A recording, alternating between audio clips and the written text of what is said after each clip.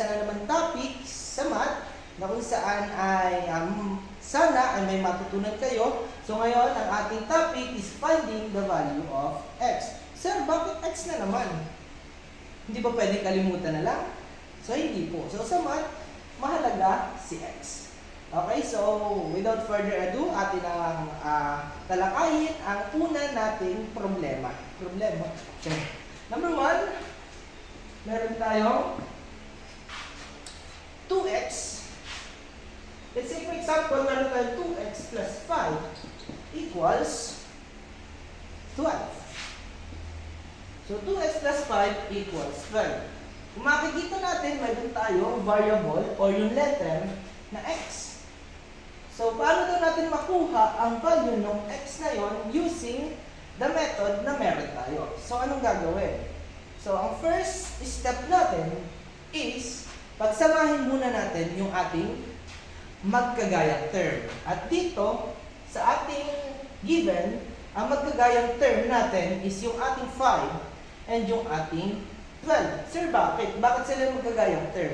Sila yung magkagayang term dahil sila yung walang letter or yung ating variable na tinatawag. So, kailangan si 5 mapasama kay 12 para mawala dito sa kaliwa. So, para mawala siya dito, kailangan nating maging 0 muna si 5.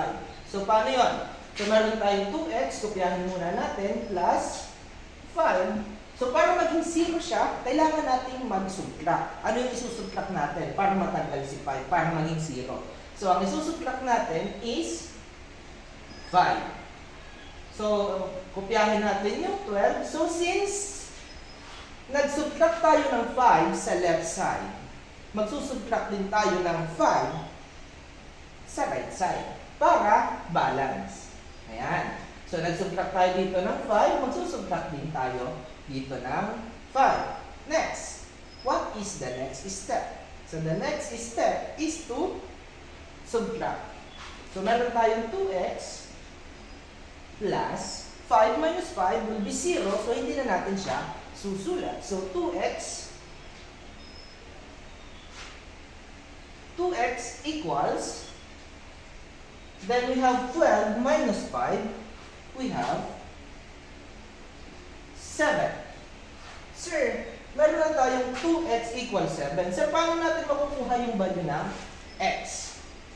Para pag nakaganito na tayo, nasolve na natin yung, natanggal na natin yung 5 sa left side. Ngayon, kailangan naman natin matanggal si 2 sa kalapit ng x. So, paano natin magagawa yon? So, para matanggal si 2 na kalapit ni x, lagi yun ha, the 2 is our coefficient. So, kailangan muna natin matanggal siya. So, para matanggal, we have to divide both sides by the coefficient na kalapit ni x. And this is 2. So, meron tayong 2x divided by 2 equals 7 divided by 2. Ngayon, 2 divided by 2 will be 1. At ang 1 sa coefficient, hindi na natin po sinusulat. So, that will be x. Then, we have 7 divided by 2. So, yung 7, hindi na divisible by 2. So, as is na siya. So, yun na ang ating sagot. So, x will be 7 over 2. Sir, paano pa ganito? 3x minus 2 equals 4 plus 2x. Meron tayong dalawang may letter at dalawang wala o tinatawag nating constant term. So, ganito ang unang gagawin o unang rule. At yun din yung aking ginagawa. So, una natin gagawin ay pagsasamahin muna natin na una ay yung may letter or yung may variable. So, ano yon? Yung ating 3x at saka 2x.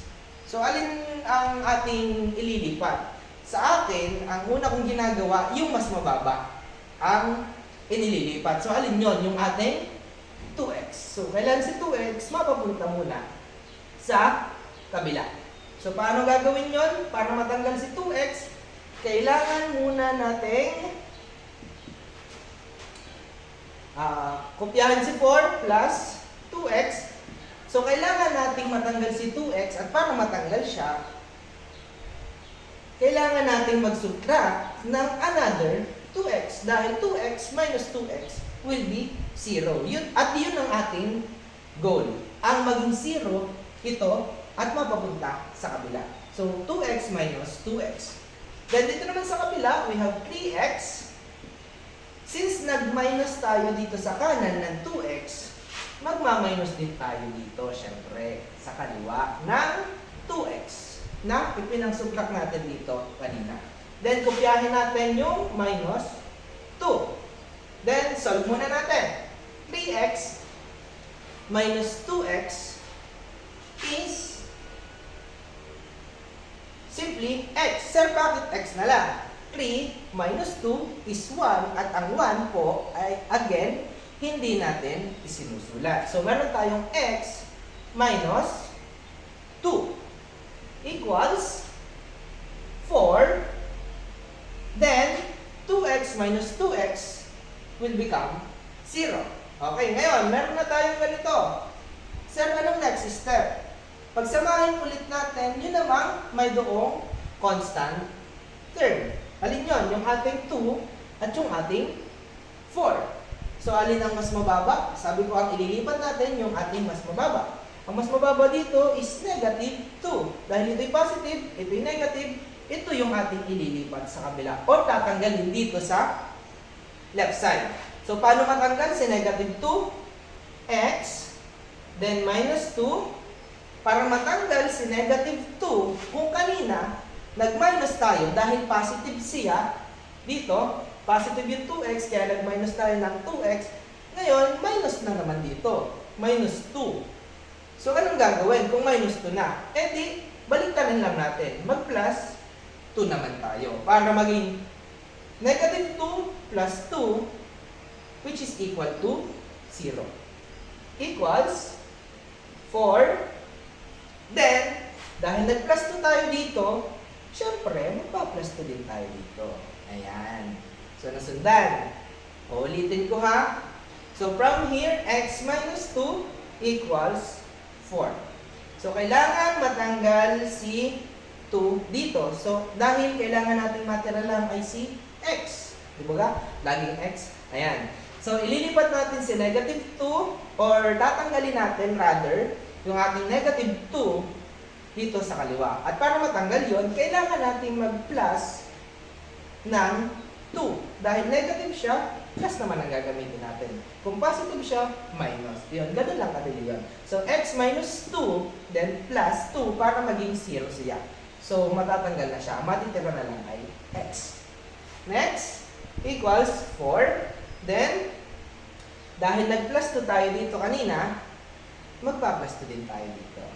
Ayan. So, ngayon, isimplify na natin. Negative 2 plus 2 is 0. So, ang matitira na lang ay x equals 4 plus 2, we have 6. And that is our final answer. Ayan. N minus 3n equals 14 minus 4n. So, anong napansin nyo? Siyempre, nabago yung ating variable, naging n. So, hindi naman laging x. So, kailangan paminsan-minsan palitan din natin. Ayan. So, pinalitan ko na, ginawa kong n. So, anong napansin nyo? Meron tayong tatlong n. At meron tayong iisang constant term. So, anong gagawin? So, since magkalapit na sila, edi, isimplify na natin. So, n minus 3n. So, ang n natin, lagi yung merong invisible 1. Ayan. So, may invisible 1 tayo.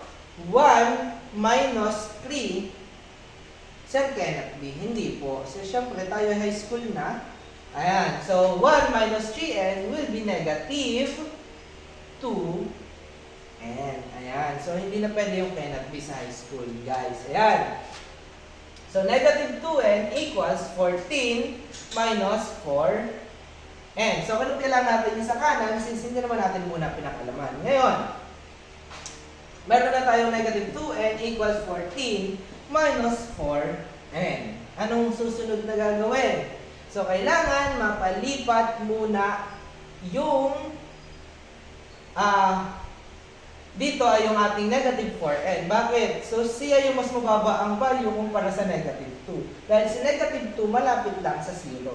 So, kailangan matanggal si negative 4n. So, we have 14 minus 4n. So, kailangan matanggal ito dahil minus siya plus 4n. Ayan. Then, dito sa kabila, meron tayong negative 2n. Then, nag-plus tayo dito ng 4n, magpa-plus din tayo dito ng 4n. So, ngayon, simplify na natin. So, negative 2n plus 4n. Alin ba yung mas malaki?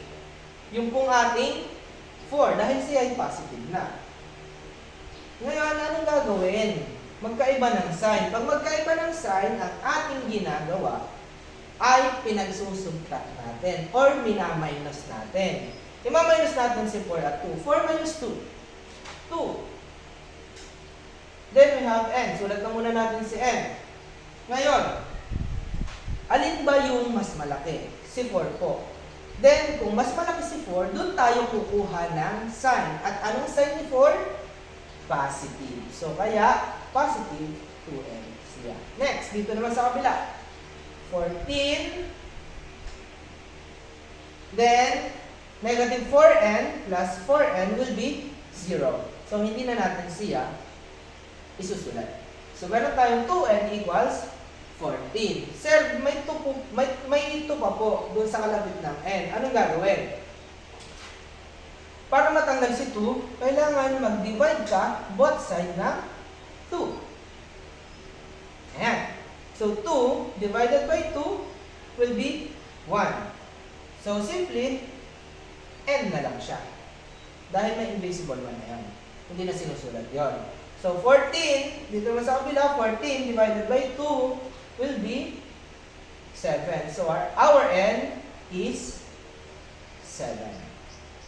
At yun, doon na po nagtatapos ang ating video for today. So, sana ay marami kayong natutunan ngayong araw na ito. At sana ay huwag kayong magsawa na manood sa aking videos. Dahil tuturuan ko pa kayo ng mga ibang techniques or kung paano mag-solve sa mathematics. So hanggang dito na lang. Paalam!